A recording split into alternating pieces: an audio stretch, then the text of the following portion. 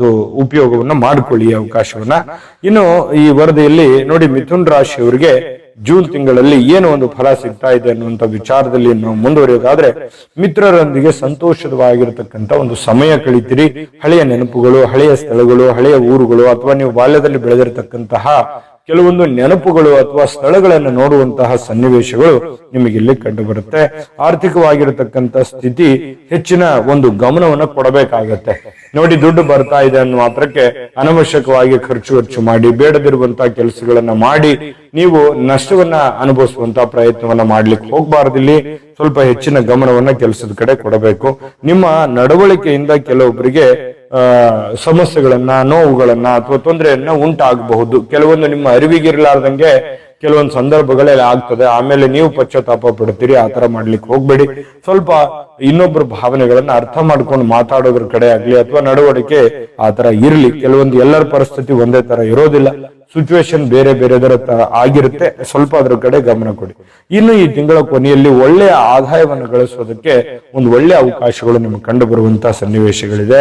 ಇನ್ನು ಪ್ರಯಾಣದಿಂದ ಒಳ್ಳೆ ಧನಲಾಭಗಳಾಗುವಂತ ಸಾಧ್ಯತೆಗಳು ಕಂಡು ಬರುತ್ತೆ. ಸ್ವಲ್ಪ ನೋಡ್ಕೊಂಡು ಮಾಡಿ. ಯಾಕಂತಂದ್ರೆ ದೀರ್ಘಕಾಲೀನ ಪ್ರಯಾಣ ಅಥವಾ ಮೋಜಿಗಾಗಿ ಮಾಡುವಂತ ಪ್ರಯಾಣ ಒಳ್ಳೆ ಫಲ ಕೊಡಲ್ಲ. ಸ್ವಲ್ಪ ನಿಮ್ಮ ಕೆಲಸ ಕಾರ್ಯದ ನಿಮಿತ್ತವಾಗಿ ಮಾಡತಕ್ಕಂತ ಪ್ರಯಾಣಗಳು ಇದೆಯಲ್ಲ, ಅದು ಒಳ್ಳೆ ಫಲಗಳು ನಿಮಗೆ ಸಿಗುವಂತ ಸನ್ನಿವೇಶಗಳಿದೆ. ಇದ್ರ ಕಡೆ ಗಮನ ಕೊಡಿ. ಬೇರೆ ಜನಗಳೊಂದಿಗೆ ಸುಮ್ಮನೆ ಅನವಶ್ಯಕವಾಗಿರ್ತಕ್ಕಂಥ ವಾದ ವಿವಾದಗಳು ಬೇಡ, ಕಲಹಗಳು ಬೇಡ. ತಾಳ್ಮೆ ಇರಲಿ. ಶಾಂತಿಯುತವಾಗಿ ಕೆಲಸಗಳನ್ನ ಮಾಡ್ಕೊಳ್ತಕ್ಕಂತ ಪ್ರಯತ್ನವನ್ನ ನೀವು ಮಾಡಿ. ಖಂಡಿತ ಇದರಿಂದ ಒಳ್ಳೆ ಫಲಗಳು ಸಿಗುವಂತ ಸನ್ನಿವೇಶಗಳಿದೆ. ಇನ್ನು ಉದ್ಯೋಗಗಳಿಂದ ಸಹಕಾರ ಸಿಗುತ್ತೆ. ನಿಮ್ಮ ಸಹಪಾಠಿಗಳು ನಿಮಗೊಂದಿಷ್ಟು ಪ್ರತ್ಯಕ್ಷವಾಗಿಯೋ ಪರೋಕ್ಷವಾಗಿಯೋ ಒಂದಿಷ್ಟು ಅನುಕೂಲಕರವಾಗಿರತಕ್ಕಂತ ಫಲಗಳನ್ನ ತಂದು ಕೊಡುವಂತ ಸನ್ನಿವೇಶಗಳಿದೆ. ಮಾನಸಿಕವಾದಂತ ಶಾಂತಿ ಸಿಗುತ್ತೆ. ಆಕಸ್ಮಿಕವಾದ ಧನಲಾಭ ಇದೆ ಈ ತಿಂಗಳಲ್ಲಿ. ಯಾವುದೋ ಒಂದು ಮೂಲದಿಂದ ಅಥವಾ ಈ ಹಿಂದೆ ದುಡಿದಿರುವಂತ ಮೂಲದಿಂದ ಯಾರಿಗೋ ಕೊಟ್ಟಿರುವಂತ ದುಡ್ಡು ಸಡನ್ ಆಗಿ ಬಂದು ಬಿಡುವಂತದ್ದು ಅಥವಾ ಪಿತ್ರಾರ್ಜಿತ ಆಸ್ತಿ, ಈ ರೀತಿ ಏನೋ ಒಂದು ಅನುಕೂಲತೆಗಳು ನಿಮಗೆ ಹಣಕಾಸಿನ ದಿಶೆಯಲ್ಲಿ ಕಂಡು ಬರುತ್ತೆ. ಇದು ಒಂದು ಒಳ್ಳೆ ಬೆಳವಣಿಗೆ ಅಂತ ಹೇಳ್ಬೋದು.